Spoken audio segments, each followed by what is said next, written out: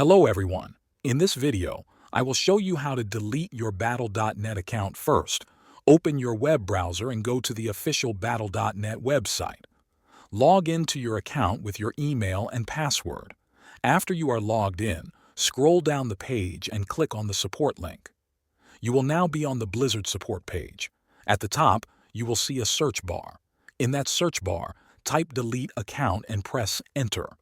From the search results, look for the one that says how to delete your Blizzard account or something similar. Click on that result to open it. On this page, you will see detailed information about what happens when you delete your account. Scroll down until you see a link that lets you start the account deletion process. Click on that link. You will now be taken to a confirmation page. Here, Blizzard will explain that deleting your account will remove all your games, purchases, progress, and personal details. If you still want to continue, check the box that says you understand and agree to these terms. Once you have checked the box, click on the button to continue. From here, follow any extra instructions Blizzard provides.